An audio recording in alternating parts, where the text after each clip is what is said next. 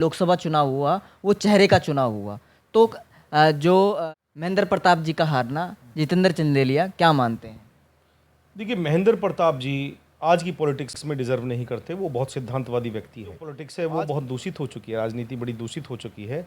और मैं कहूँगा कि मुझे इकबाल का वो शेर याद आ जाता है कांग्रेस पार्टी के ऊपर, क्योंकि मैं लीग से अलग हटकर बात करता हूँ। कि कबीर कहते हैं, देश में एक ऐसे सब्जेक्ट ऐसे संत हुए हैं कबीर, जो लीग से हटकर जिन्होंने बात की है, तो वो कहते हैं कि लीग लीग तीनों चले कायर कूद कपूत, बिना लीग तीनों चले शायर सिंह सपूत। तो मैं परवाह नहीं करता कि मेरे पे पार्टी की एक्शन लेगी या क्या मेरे पे बड़े मेरे जो नेता हैं वो एक्शन लेंगे, लेकिन मैं सच्चाई कहने की ताकत रखता हूँ। तो सच्ची महेंद्र प्रताप जी के साथ जिन्होंने छल किया वो खुद भुगतेंगे। सभा टिकट मांग रहे हैं वो लोग, मैं व्यक्ति विशेष का नाम नहीं लूँगा। उन्होंने जो गद्दारी कांग्रेस और चौधरी महेंद्र प्रताप के साथ की, उन लोगों को खामियाजा भुगतना पड़ेगा। फरीदाबाद की जीती हुई सीट को हार में जो वो बदली है वो चुकाना पड़ा। नमस्कार, एवीटीवी न्यूज़ देख रहे हैं आप और मैं आपके साथ रितेश कुशवाहा। आज फिर आपके साथ जुड़ रहे हैं राजनीतिक चर्चा के साथ, और हमारे साथ जो हैं जितेंद्र चंदेलिया जी हैं। प्रदेश में वाइस चेयरमैन का पद रखते हैं कांग्रेस एससी सेल में, और फिलहाल जो है प्रदेश के प्रवक्ता भी हैं। बाकी बातचीत करेंगे कांग्रेस की राजनीति में, और ख़ासकर बात करें तो प्रदेश से लेकर, और जब बात आती है फरीदाबाद की, तो फरीदाबाद में विधानसभा चुनाव में क्या चल रहा है।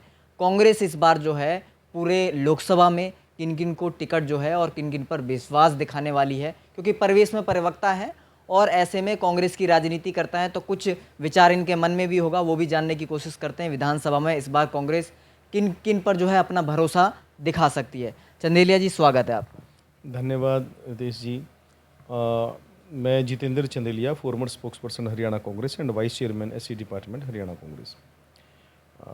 देखिए, आज हरियाणा की जो जनता है वो कांग्रेस में आस्था जता रही है, क्योंकि जो पिछले आप लगभग 10 साल से देख रहे हैं जिस प्रकार हरियाणा को लूटने का काम यहाँ भाजपा की और गठबंधन की इनकी सरकारों ने किया, और जिस प्रकार शराब घोटाला, रजिस्ट्री घोटाला, 33 बार पेपर लीक हरियाणा के अंदर, 4.5 लाख करोड़ का कर्ज हरियाणा के अंदर, महंगाई, बेरोजगारी, जो हरियाणा कभी रोजगार के नाम पर अव्वल हुआ करता था और स्पोर्ट्स के नाम पर, तो आज भी हम हरियाणा हमारा छोटा सा प्रदेश है, लेकिन 70% मेडल, चाहे ओलंपिक गेम हो, चाहे एशियन गेम हो, चाहे कॉमनवेल्थ गेम हो, चाहे वर्ल्ड चैंपियनशिप हो, वहाँ पर हमारे पहलवान, हमारे खिलाड़ी, हमारे एथलेटिक्स, हमारी महिला पहलवान बेटियाँ वो देश की झोली में देते हैं, देश की तिरंगे की शान को बढ़ाते हैं। तो पदक लाओ पद पाओ की हमारी कांग्रेस की योजना रही। 100-100 गज के प्लॉट हमने दिए, और व्यापार के नाम पर और उद्योग के नाम पर आईएमटी हम पर हमने स्थापित की। मूलभूत चीज़ें, सड़क, बिजली, पानी, स्वास्थ्य, सुरक्षा, इन चीज़ों को हमने लोगों को दिया। 100-100 वर्ग गज के प्लॉट हमने दिए गरीब लोगों को। मनरेगा कांग्रेस लेकर आई, और उद्योग के नाम पर, रोजगार के नाम पर ये पूरे देश में हरियाणा अव्वल था। आज 4.5 लाख करोड़ का कर्ज है, और फरीदाबाद जो हरियाणा की क्राइम कैपिटल बन गया है। आप देख रहे हैं लगातार हत्याओं का सिलसिला जारी है, हत्याएं रुक नहीं रही, और भ्रष्ट अधिकारी यहाँ पनप रहे हैं, उनकी वजह से अपराध यहाँ पर पनप रहा है। और सरकार, जो हमारे नायब सैनी प्रदेश के मुख्यमंत्री हैं, वो और पुलिस प्रशासन इस अपराधों पर अंकुश लगाने में नाकामयाब रहा है। तो इन सभी मुद्दों को लेकर हम प्रदेश की तरक्की के लिए, प्रदेश की मूलभूत चीज़ें लोगों को देने के लिए, दोबारा से वही नाम, वही ख्याति हरियाणा प्रदेश को दिलाने के लिए, जो उद्योग के नाम पर, रोजगार के नाम पर अव्वल था, खेलों में अव्वल था, तो इन सभी मुद्दों को लेकर हम हरियाणा के आगामी विधानसभा में लोकसभा चुनाव जो है कैंडिडेट ना कि कांग्रेस पे ना कि बीजेपी पे, मतलब इस बार का जो लोकसभा चुनाव हुआ वो चेहरे का चुनाव हुआ। तो महेंद्र प्रताप जी का हारना, जितेंद्र चंदेलिया क्या मानते हैं? देखिए, महेंद्र प्रताप जी आज की पॉलिटिक्स में डिजर्व नहीं करते। वो बहुत सिद्धांतवादी व्यक्ति हैं। आज की जो पॉलिटिक्स है वो बहुत दूषित हो चुकी है, राजनीति बड़ी दूषित हो चुकी है। और मैं कहूँगा कि मुझे इकबाल का वो शेर याद आ जाता है कांग्रेस पार्टी के ऊपर, क्योंकि मैं लीग से अलग हटकर बात करता हूँ। कि कबीर कहते हैं, देश में एक ऐसे सब्जेक्ट ऐसे संत हुए हैं कबीर, जो लीग से हटकर जिन्होंने बात की है, तो वो कहते हैं कि लीग लीग तीनों चले कायर कूद कपूत, बिना लीग तीनों चले शायर सिंह सपूत। तो मैं परवाह नहीं करता कि मेरे पे पार्टी की एक्शन लेगी या क्या मेरे पे बड़े मेरे जो नेता हैं वो एक्शन लेंगे, लेकिन मैं सच्चाई कहने की ताकत रखता हूँ। तो सच्चाई ये है कि चौधरी महेंद्र प्रताप जी निष्पक्ष छवि के व्यक्ति, सिद्धांतवादी व्यक्ति, और 5-5 बार वो विधायक रहे, कई बार वो मिनिस्टर रहे। उनको उनकी छवि को देखकर कांग्रेस हाईकमान ने लोकसभा का टिकट दिया और पूरी लोकसभा में उनके जीत के डंके बज चुके थे। लेकिन कुछ खामियां कमियां रहीं, उन पर भी चिंतन मंथन कांग्रेस को करना चाहिए। तो चौधरी महेंद्र प्रताप जी के साथ जिन्होंने छल किया वो खुद भुगतेंगे। वो विधानसभा टिकट मांग रहे हैं वो लोग, मैं व्यक्ति विशेष का नाम नहीं लूँगा। उन्होंने जो गद्दारी कांग्रेस और चौधरी महेंद्र प्रताप के साथ की, उन लोगों को खामियाजा भुगतना पड़ेगा। जितेंद्र जी, हर कांग्रेसी से मैंने एक सवाल जरूर पूछा, क्या जो कांग्रेस के ठेकेदार थे उनकी वजह से जो चुनाव हार गए? देखिए, चुनाव जनता जिताती है और हराती है। जनता का मैंडेट था, वो हमें स्वीकार है। और रही बात, आप ठेकेदारी की आप बात कर रहे हैं, तो कुछ कमियां रहीं, कुछ लोगों पर ज़्यादा अति विश्वास भारी पड़ा। और जैसे कि मैं बात करूं पृथला विधानसभा क्षेत्र की, राकेश तंवर एक बहुत ताकतवर चेहरा है कांग्रेस के, किसान मजदूर कर्मचारी 36 बिरादरी के वो लीडर हैं। राकेश तंवर जैसे व्यक्ति को इग्नोर किया गया। रिंकू चंदीला जी लोकसभा अध्यक्ष रहे थे, गाँव विधानसभा की मैं बात करूँ तो उन्होंने 8-8, 10-10 हज़ार युवाओं के कार्यक्रम उन्होंने कराए हैं और यूथ उनको बहुत पसंद करता है। तो ऐसे लोगों का मैं समझता हूं कि उन लोगों को कार्यक्रम ना देना, और भी बहुत सारे लोग हैं पूरी लोकसभा के अंदर, उन लोगों को कार्यक्रम ना देना वो बहुत बड़ी मैं समझता हूं भूल थी, गलती थी, और जिसका खामियाजा कांग्रेस को फरीदाबाद की जीती हुई सीट को हार में जो वो बदली है वो चुकाना पड़ा। संगठन ना बनना क्या कारण मानते हैं? देखिए, दुर्भाग्य की बात है संगठन ना बनना। हमारे 42 फेडरल्स हैं कांग्रेस पार्टी के अंदर, और अभी सिर्फ एससी डिपार्टमेंट सक्रिय है। हमारे के राजू जी एआईसीसी कोऑर्डिनेटर हैं ओबीसी एससी माइनॉरिटीज़ के, और हमारे राजेश लेलोटिया जी एआईसीसी के एससी के चेयरमैन हैं। तो उनके अथक प्रयास से बड़ी मुश्किल से यहाँ पर एससी डिपार्टमेंट के लोगों को जिम्मेदारियाँ दी गई हैं। कुछ कुछ और जिम्मेदारियाँ जो रहेंगी वो दी जाएंगी। लेकिन जो 42 और जो फेडरल्स हैं, 41 जो फेडरल्स रह जाते हैं, किसान है, मजदूर है, महिला है, असंगठित कामगार कांग्रेस है, यूथ कांग्रेस है, एनईसीआई है, डिस्ट्रिक्ट प्रेसिडेंट है, तो वो दुर्भाग्यपूर्ण है। अगर संगठन, देखिए सरकार से बड़ा संगठन होता है। कोई भी पार्टी जब सत्ता में आती है, जब संगठन काम करता है, कार्यकर्ता काम करता है, तो संगठन ना बनना मैं समझता हूँ कि एक क्षति है। और इस पर बड़ी गंभीरता से पार्टी हाईकमान को, हमारे प्रदेश अध्यक्ष उदयभान जी को, प्रभारी दीपक बावरिया जी को बड़ी गंभीरता दिखानी चाहिए, क्योंकि अब सर पे विधानसभा का चुनाव रह गया है। तो मैं समझता हूँ कि संगठन बनना बहुत ज़रूरी है। टच में 2 विधानसभा पड़ती हैं, एक बड़खल सबसे पहले, अगर हम शुरुआती दौर में आएंगे फरीदाबाद के अंदर एंटर करेंगे तो एक बड़खल और फिर एक तिगांव विधानसभा। तो तिगांव विधानसभा में आप क्या समझते हैं, कौन उम्मीदवार जो है मजबूती से, अगर कांग्रेस की टिकट लाता है तो मजबूती से जो है जीत कर भी आएगा ऐसे राजेश नागर के मुकाबले? आप मीडिया से हैं बंधु, और आपने भी सर्वे किया होगा, तो आपकी नज़र में कांग्रेस के कौन से कैंडिडेट हैं जिनकी आप चर्चा करना चाहेंगे? अभी तक जो सर्वे में, क्योंकि अगर वरिष्ठ नेता की बात करूं तो जेपी नागर जी हैं, वो सामने आ रहे हैं, और ललित नागर पूर्व विधायक रहे हैं, तो उनका दमखम तो कहीं ना कहीं जनता में होगा। लेकिन जो 2 दशक का 2 कार्यकाल रहे, माफ़ी चाहूँगा, 2 कार्यकाल रहे जो अभी, उसमें जिस तरीके से राजेश नागर उभर के आ रहे हैं, भाजपा लगातार जो है रैली पे रैली जो है तिगांव विधानसभा में की, उसके बाद अब फंड भी अलॉट हो जा रहे हैं और काम लगातार हो भी रहे हैं क्षेत्र में। तो ऐसे में कांग्रेस किस तरीके से जनता के बीच अपना प्रभाव बना पाएगी? और कैंडिडेटों में जेपी नागर जी हैं, ललित नागर जी हैं, और फिर रिंकू चिंदेला, अगर उनकी बात करूं तो वो एक यूथ आइकॉन के तौर पर उभर के आ रहे हैं। तो आप किनको मजबूत मानते हैं? कौन, अगर इनको टिकट मिलता है तो कौन मजबूत रहेगा और जनता में उनका प्रभाव भी दिखेगा? देखिए, ललित नागर जी, जेपी नागर जी और रिंकू चंदीला जी, मैं समझता हूँ जेपी नागर जी की मैं बात करूँ तो जेपी नागर जी 3 पीढ़ियों से कांग्रेस में हैं, और उनके फादर भी 11 साल फरीदाबाद जिला कांग्रेस के अध्यक्ष रहे, 27 साल चौधरी धर्मवीर नागर उनके फादर जेपी नागर जी के, 27 साल तिगांव जैसे ऐतिहासिक कस्बे के प्रधान रहे, सरपंच रहे। और जेपी नागर जी बड़े पदों पर रहे, वो 4 बार एआईसीसी मेंबर रहे, और आईवाईसी में यूथ कांग्रेस के अंदर राष्ट्रीय महासचिव रहे, और प्रदेश के अध्यक्ष रहे यूथ कांग्रेस के अंदर। एमपी इलेक्शन भी उन्होंने फाइट किए कांग्रेस की टिकट पर, एमएलए इलेक्शन भी उन्होंने फाइट किए कांग्रेस की टिकट पर। आज तक उन्होंने कांग्रेस पार्टी को नहीं छोड़ा। तो लॉयल हैं पार्टी के। सबसे बड़ी बात है कि लॉयल कौन है पार्टी का, विश्वास पात्र कौन है पार्टी का, ये है। तो जेपी नागर जी एक सीनियर लीडर हैं, और जेपी नागर जी ने कभी कांग्रेस को छोड़ा नहीं। और संजय गांधी जी को भी गांव में कई बार उन्होंने बुलाया, और एक मजबूत नेता हैं गुजर बिरादरी में जी। और उनका याद आता है कि उन्होंने लाठी भी खाई थी संजय गांधी के लिए। जी उसमें मेरे फादर साहब और रिंकू चंदीला जी के फादर साहब स्वर्गीय महेंद्र चंदीला जी भी साथ थे। और उस ज़माने की बात है जब वो दाढ़ी रखा करते थे जेपी नागर जी, वो आप यूट्यूब पे आपको वो वीडियो मिल जाएगी। तो उस समय 1979 में दिल्ली के एक कांग्रेस के विरोध प्रदर्शन में लाठीचार्ज हुआ, भारी लाठीचार्ज वहाँ पर पुलिस एक आईजी के द्वारा किया गया। उस लाठीचार्ज के अंदर जेपी नागर जी ने संजय गांधी जी की जान बचाई थी, सर पे लाठियाँ पड़ी थी जेपी नागर जी को। तो संजय गांधी जी से उनकी अच्छी मित्रता थी, और कांग्रेस पार्टी से अच्छे उनके संबंध रहे हैं, और गांधी परिवार से उनके अच्छे संबंध रहे हैं। तो क्या लोकसभा चुनाव में जिस तरीके का माहौल रहा, तो ललित नागर जी की टिकट कट सकती है? देखिए, कुछ चीज़ें मैं समझता हूँ कि कहा कि सत्य को सत्य कहना वेदों के अनुकूल है, भय के कारण झूठ बोलना यही महामूल। सत्यता तो ये है कि एक कहावत है, तुलसीदास जी कहते हैं, बहुत बड़े संत हुए हैं, कि दगा किसी की सगी नहीं, ना माने तो कर देखो, दो रोटी शक्कर ते बाबा जी को धर देखो, जिनने जिसकी गैल दगा करी जाके उनके घर देखो। ललित नागर जी की भूमिका लोकसभा चुनाव में वो सबने देखी है। क्या उनकी भूमिका रही, मैं बिल्कुल मुखर परवर होकर इस बात को कहना चाहूँगा।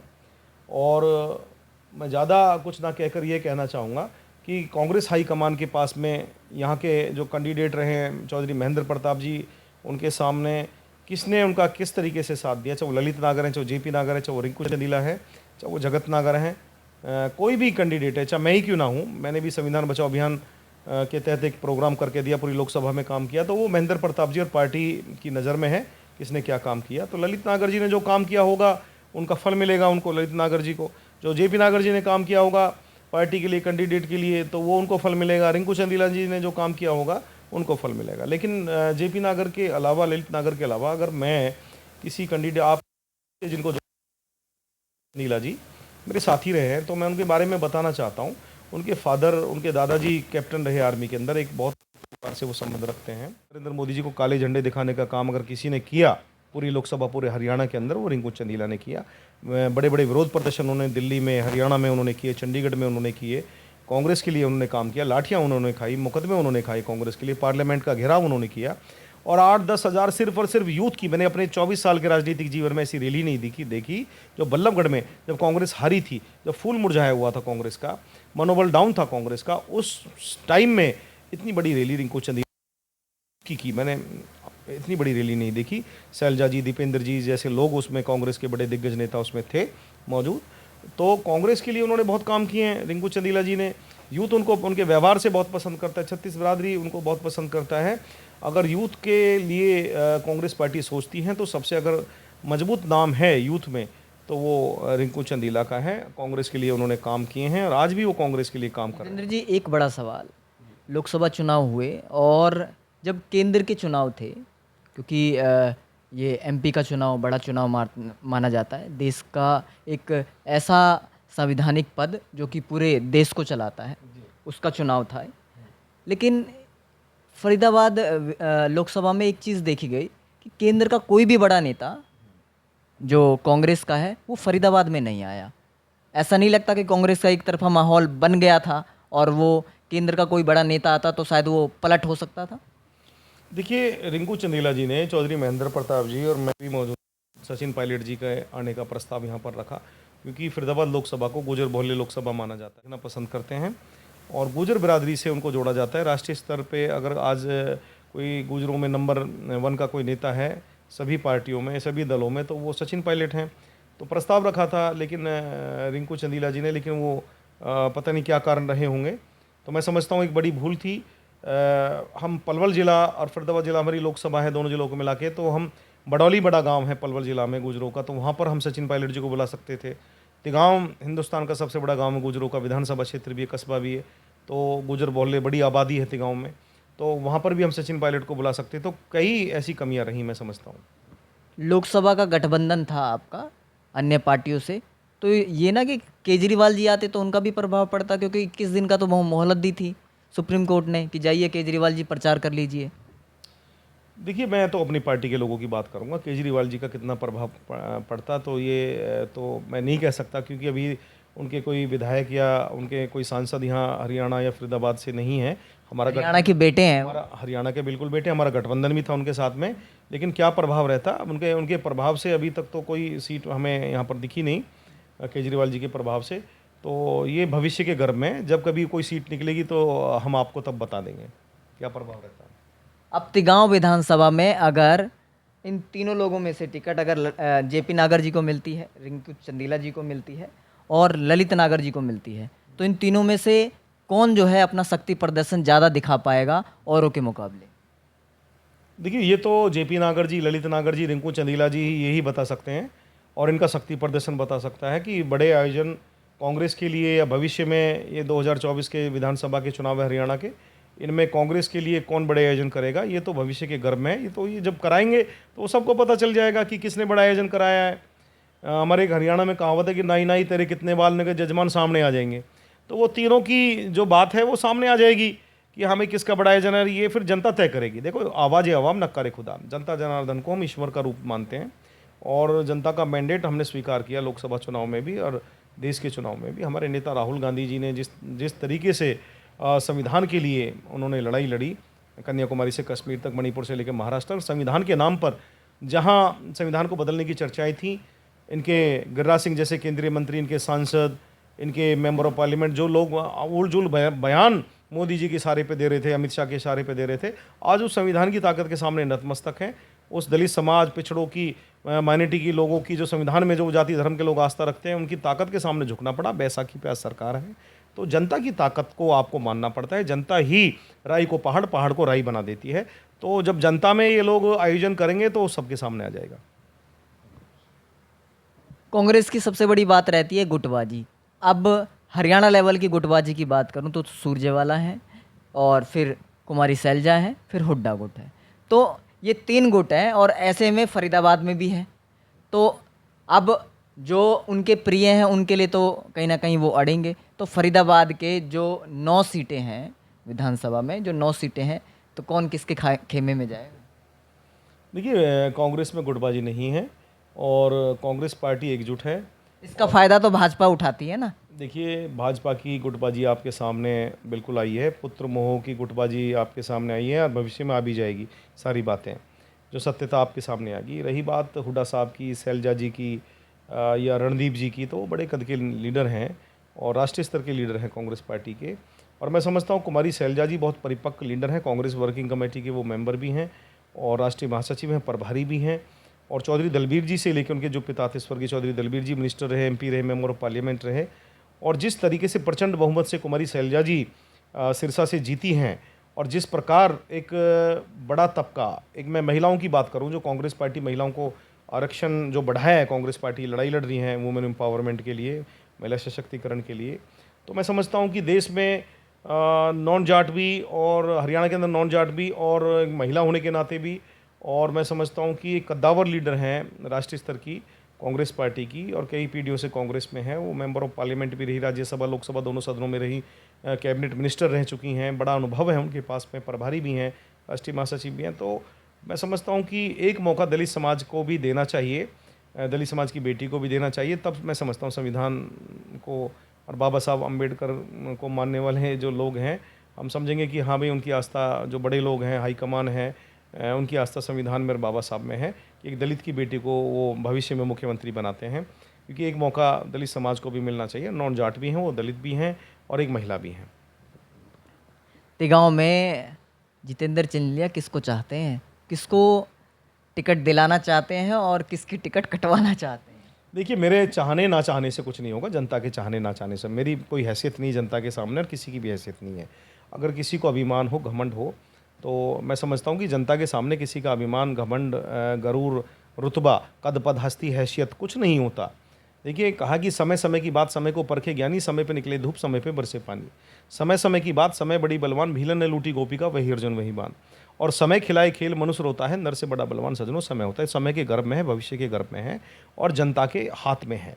जनता मेरे चाहने ना चाहने से, मैं किसी कैंडिडेट को चाहूँ ना चाहूँ, वैसे मैं जेपी नागर जी भी मेरे गांव से हैं, मेरे बहुत नज़दीकी हैं, पिता तुल्य हैं। और रिंकू चंदीला मेरे अजीज़ मित्र हैं, ठीक है जी। और ललित नागर जी भी मेरे पड़ोसी गांव के हैं। तो मेरे चाहने ना चाहने से कुछ नहीं होता। जनता जिसको चाहेगी, जनता जिसके ऊपर आशीर्वाद रखेगी, वही हरियाणा प्रदेश की बड़ी पंचायत में चंडीगढ़ विधानसभा में पहुंचेगा। और मैं समझता हूं कि तिगांव विधानसभा क्षेत्र में जो पार्टी के लिए लॉयल है, उस व्यक्ति को, जो पार्टी के लिए जिसने संघर्ष किया है, उस व्यक्ति को टिकट मिलना चाहिए, उसी को आशीर्वाद मिलना चाहिए, ये मेरा मानना है। जगत सिंह नागर जी भी कॉन्फ्रेंस करते हुए दिखाए और उन्होंने भी जो है ताल ठोक दी, लेकिन उससे पहले क्या क्या लगता है, मतलब भाजपा ने नकार दिया उनको, फिर वो कांग्रेस में आ गए और कांग्रेस में अब जो है वो तिगांव विधानसभा की दावेदारी ठोक रहे हैं। जगत नागर जी एक अच्छे और सच्चे व्यक्ति हैं, भले व्यक्ति हैं, और किन्हीं पार्टी या किन्हीं नेताओं के साथ वो रहे हों। चौधरी वीरेंद्र जी का उनको खास माना जाता है। वीरेंद्र जी भी पहले भी कांग्रेस में थे, जगत जी भी कांग्रेस में थे। राजनीति में मैं समझता हूँ ये उठक पटक चलती रहती हैं, लेकिन फिर वही सवाल आ जाता है, मेरा भी एक सवाल है कि भाई कांग्रेस के प्रति लॉयल कौन है और किसने कांग्रेस पार्टी को नहीं छोड़ा।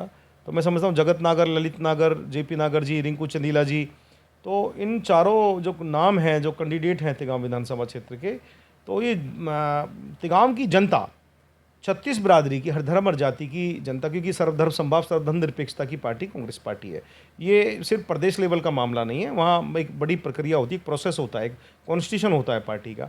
CWC की मीटिंग भी होती है, CEC की मीटिंग भी होती है, प्रदेश अध्यक्ष, प्रदेश प्रभारी, कांग्रेस वर्किंग कमेटी, CEC की मीटिंग, फिर हाईकमान। तो इन सारी चीज़ों को देखते हुए और सर्वे जो चल रहे हैं AICC के और प्रदेश के, तो उन सर्वे के हिसाब से, और जनता जिसको चाहेगी और जनता सर्वे में जिसका नाम ऊपर लेके आएगी, तो मैं समझता हूँ पार्टी को, जो पार्टी का लॉयल है, पार्टी के साथ वफादार रहा है, उस व्यक्ति को टिकट मिलनी चाहिए। फिर परिवारवाद की पार्टी क्यों बोला जाता है कांग्रेस? देखिए, जो कांग्रेस के परिवार, गांधी परिवार के लिए जो आरोप ये लगाए जाते हैं, परिवारवाद नहीं है। हमारे नेता राहुल गांधी जी ने मल्लिकार्जुन खड़गे जी को राष्ट्रीय अध्यक्ष बनाया, सोनिया जी ने मनमोहन सिंह जी को प्रधानमंत्री बनाया। अगर हाँ परिवारवाद का आरोप, तब हम सत्य मानते जब सोनिया जी प्रधानमंत्री बनती हैं, राहुल जी प्रधानमंत्री बनते, या राहुल जी अब खड़गे जी की जगह अध्यक्ष बनते हैं। वो नेता प्रतिपक्ष हैं, एक बड़ी आवाज़ हैं, बिल्कुल रिफाइंड हो चुके हैं और बड़ा अनुभव है। कन्याकुमारी से लेकर कश्मीर तक चलना, मणिपुर से लेकर महाराष्ट्र तक चलना, जब मोदी जी उफ तक ना कर पाए, वो भी देश का हिस्सा था। मणिपुर के लिए, मणिपुर जलता रहा, गृह युद्ध में उसको झोंक दिया गया, महिलाओं की असमत लूटी गई, बलात्कार हुए, लोग मारे गए। तो इतने बड़े मुद्दों पर, किसानों की हत्या हुई, किसान मारे गए, और शिक्षित बेरोजगार युवा, नीट का पेपर, और बेरोजगारी, आतंकवाद, सीमाओं की रक्षा, इतने बड़े मुद्दे हैं, ज्वलंत मुद्दे हैं। पुलवामा के नाम पर ये आए, पुलवामा की अभी तक ये पता नहीं चल पाया जांच में कि वो RDX आया कहाँ से था। तो ये सारी चीज़ें हैं, और जो अपने पूर्वजों को मोदी जी और तानाशाही का वो दिखाते हुए अमित शाह जी, ये अपने बड़े नेताओं को, जिनके गर्भ से ये निकले हैं, उन नेताओं को जिस तरीके से इन्होंने सम्मान दिया वो सब जानते हैं। गांधी परिवार पर परिवारवाद का आरोप लगाता है, लेकिन उन्होंने शहादत दी है, इस देश को आगे बढ़ाया। सुई भी नहीं बनती थी, नेहरू जी ने इस देश को आगे बढ़ाया है, राजीव जी ने, इंदिरा जी ने इस देश को आगे बढ़ाया है, सोनिया जी ने इस देश को आगे बढ़ाया। राहुल गांधी आज एक विपक्ष की बहुत बड़ी आवाज़ है। तो मैं समझता हूँ परिवारवाद का कोई मामला नहीं है। होता तो राहुल जी, सोनिया जी देश की प्रधानमंत्री बन सकते थे। अंत में एक सवाल कि अभी विधानसभा चुनाव जो है सिर्फ 2 महीने बाद हैं, और ऐसे में ईडी ने FIR दर्ज कर दी हुड्डा जी पे, तो क्या मानते हैं? देखिए, सरकारी मशीनरी का दुरुपयोग जैसे भारतीय जनता पार्टी कर रही है, तो मैं समझता हूँ प्रकृति का नियम है, जैसे बोओगे वैसा काटोगे। तो ED, CBI, पुलिस, आपने देखा कि हमने अभी एक प्रदर्शन किया, क्राइम कैपिटल फरीदाबाद को बना दिया। हमारे ऊपर, कांग्रेसियों के ऊपर, जिसको प्राकृतिक मौत दे रही थी, दिखाना चाह रही थी फरीदाबाद की पुलिस, यहाँ के बड़े अधिकारी, तो हमने विरोध प्रदर्शन किया। संविधान लोकतंत्र की हत्या करते हुए, प्रजातंत्र की हत्या करते हुए, अभिव्यक्ति की आज़ादी की हत्या करते हुए, राकेश तंवर जो इलेक्शन कमेटी के मेंबर हैं कांग्रेस पार्टी के, और मैं farmer spokes person, vice chairman SC department, मेरे ऊपर मुकदमे दर्ज कर दिए गए सिर्फ आवाज़ उठाने के ऊपर, जबकि कोई साक्ष्य, कोई सबूत नहीं है। According to the constitution of India, एक वीडियो, एक साक्ष्य दिखा दे पुलिस प्रशासन कि हमने कहीं सड़क जाम की है या हमने अनियमितताएं वहाँ पर बरती। अनियमितताएं तो 3-3 दिन तक मुकदमा दर्ज ना करके यहाँ की सरकार ने, यहाँ की पुलिस प्रशासन ने, इतनी हत्या होने के बाद भी CP का, यहाँ से पुलिस कमिश्नर का स्थानांतरण नहीं हुआ, ट्रांसफ़र नहीं हुआ, तो वो दुर्भाग्य की बात है, प्रश्न चिन्ह लगाता है। तो हम अमन शांति की हम बात करते हैं, अहिंसा में हम विश्वास रखते हैं, गांधीवादी, हमारे गांधी और अम्बेडकर की विचारधारा के हम लोग हैं। तो हमारा कहने का हमारा मतलब है कि फरीदाबाद में शांति बनाने के लिए, हरियाणा में शांति बनाने के लिए, इसको अव्वल दर्जे पर खेलों में अव्वल बनाने के लिए, रोज़गार में अव्वल बनाने के लिए और मूलभूत चीज़ें लोगों को देने के लिए, शिक्षित बेरोजगार युवाओं को रोज़गार दिलाने के लिए, गरीबों को उनका हक दिलाने के लिए, कर्मचारी, मजदूर, किसान, सरपंचों को जो मिनी गवर्नमेंट है, पार्षद और सरपंच, उनको न्याय दिलाने के लिए कांग्रेस का आना ज़रूरी है। ये थे हमारे साथ जितेंद्र चंदेलिया जी, जिन्होंने विस्तार से प्रदेश की राजनीति पर, लोकसभा की राजनीति पर और विधानसभा की राजनीति पर चर्चा की। बाकी आपकी क्या राय है कमेंट बॉक्स में ज़रूर बताएं और ऐसे ही राजनीतिक चर्चाओं से आपको जोड़ेंगे। बहुत बहुत धन्यवाद।